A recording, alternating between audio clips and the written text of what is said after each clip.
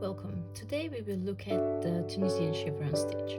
If this is your first time, thank you very much for stopping by. My name is Mirka and I make stitch and pattern crochet and Tunisian crochet tutorials. So if this is of your interest, please consider subscribing, hitting the like button and letting me know in the comment section below what you think about the tutorial. So without further ado, let's dive in. We are going to revisit the Tunisian Chevron Stitch. I've already made the tutorial how to work the Tunisian Chevron Stitch. However, after working a few of the projects in this stitch, I realized that there can be some improvements made to the way it looks and the way it is worked. So today I'm going to show you a modification on the basic pattern that I've worked before. So this is a small swatch that I've created, so you can see that where we've got increases, this section looks slightly different than the usual because the way the stitches were worked. So I think this is a nice way how to spice up the pattern. If you are interested in how to make this two-color stitch pattern, you can watch my tutorial on Colourwork in Tunisian crochet part 1, where I showed you how to change the yarn or the color of the yarn on the front, on the forward and return. So for this stitch pattern we are going to work multiples of 10 plus 1. So we start with a slip knot,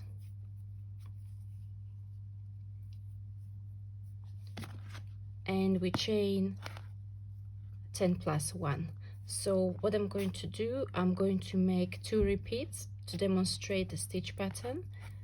So you're going to do 1, 2, 3, 4, 5, 6, 7, 8, 9 and 10. That would be your first stitch pattern repeat. Then 10 more. 1, 2, 3, 4, 5, 6, 7, 8, 9, 10, and don't forget to add plus 1 at the end. Okay, so we are adding plus 1. Now we are going to work the foundation row in Tunisian crochet. I like to work the stitches of the foundation row into the back bumps of your chain stitches. You can also work the foundation row into the top or the bottom loop of your chain. However, I prefer it into the back bump.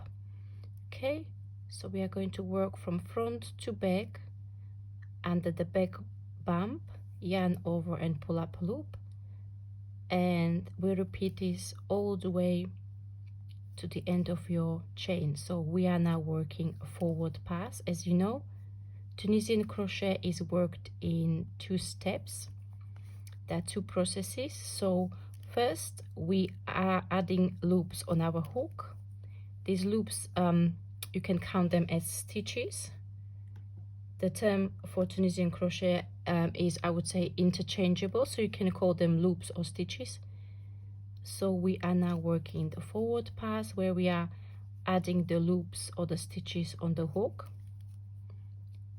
So that's the first step for every row, and then we work a return pass where we work the stitches off the loop of the hook, so we will end up with 1 loop. So I'm almost at the end of my forward pass. I've got 1 last bump to work into, and what is good to do when you start working your foundation row is to double check that you have the correct number of loops or stitches. So I started with 21.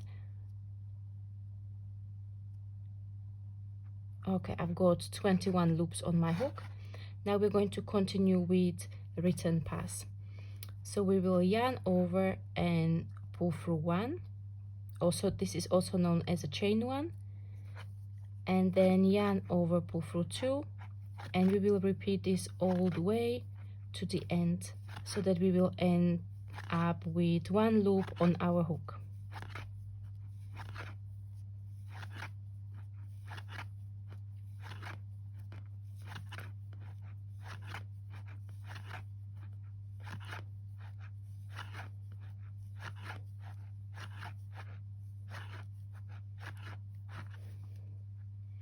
Okay, so we finished our return pass for the foundation row, for row number. Now we are going to work row number 2, which will be the repeat row. So you will continue working row number 2 for the length of your project. So first we will work an increase into under the front horizontal bar. So front horizontal bar is there. So we'll insert the hook from front to back, yarn over, pull up a loop. Now we will work 3 Tunisian simple stitches. So Tunisian simple stitch is worked into the front vertical bar from right to left. So we insert the hook from right to left under the front vertical bar, yarn over and pull up a loop. So that's 1, 2 and 3. We will then work a double decrease. So we insert the hook under the next 3 stitches and work Tunisian 3 simple stitches together. So we're going to go under 1, 2 and 3, yarn over and pull up a loop. So we worked a double decrease. Now we work 3 Tunisian simple stitches again. That's 1, 2 and 3. And now we will work double increase. So this is where I changed the original pattern. So in the original pattern I had increase under 1 front horizontal bar, Tunisian simple stitch, and increase under the following front horizontal bar. However, I'm going to change things slightly. So we will work Tunisian knit stitch into the next stitch. So Tunisian knit stitch is where we place the hook between the front and back vertical bar from front to back. So we're going to go from front to back between the 2 bars, yarn over, pull up a loop, but we are not going to end here. We will yarn over. Usually you yarn over from front to back. Now we are going to yarn over from back to front and insert the hook again for Tunisian knit stitch into the very same stitch, yarn over and pull up a loop. So what this does is where we would have a 1 stitch, now we have 3, so we worked a double increase. And now we work 3 Tunisian simple stitches, 1, 2 and 3, working a double decrease. So we are going to go under the 1, 2 and 3, next 3 bars, yarn over, pull up a loop. So we decrease 2 stitches here. We will work 3 Tunisian simple stitches, 1, 2 and 3, and we will make a single increase under the front horizontal bar like so, and an end stitch. End stitch is worked under 2 bars of the very last stitch.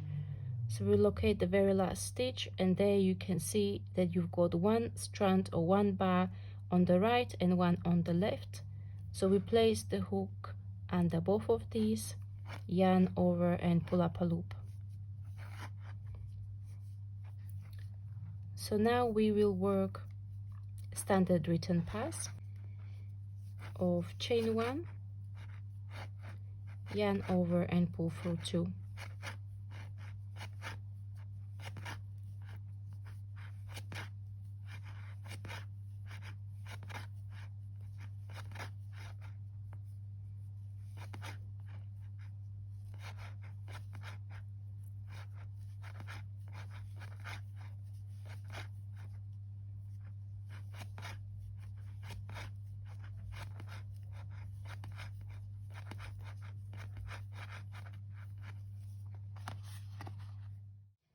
So I'm going to work with you 1 more row, and I show you where the stitch pattern repeat starts and ends.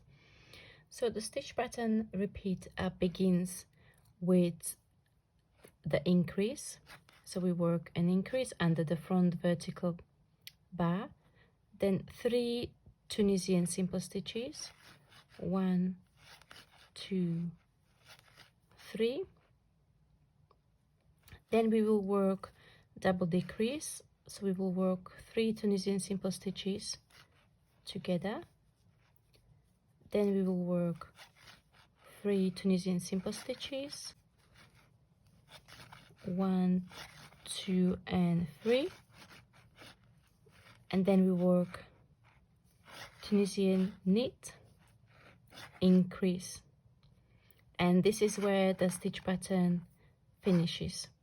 So we've got now 11 stitches on our hook. However, as you can see, we are in the middle of the increase. So when you work multiples, this works out in a way that, as you can see on this sample here, that you will continue working the stitch pattern in a row all the way up to the end. So the one extra stitch that we added, 10 plus 1, multiples of 10 plus 1, will work out in a way that this will be the last stitch in the row. So if you I here started with 20, if you start with 30, you will have 2 of the double increase sections, and so on. So if you start with 40 stitches, you will have more of the increase sections.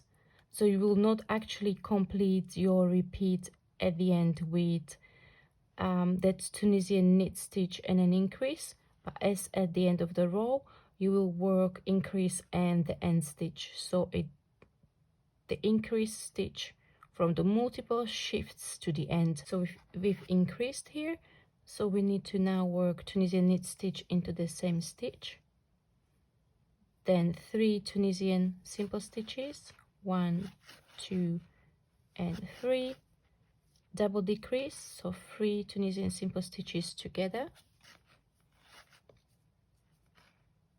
3 Tunisian simple stitches, 1, 2 and 3, and an increase under the front horizontal bar, and we finish the row with an end stitch.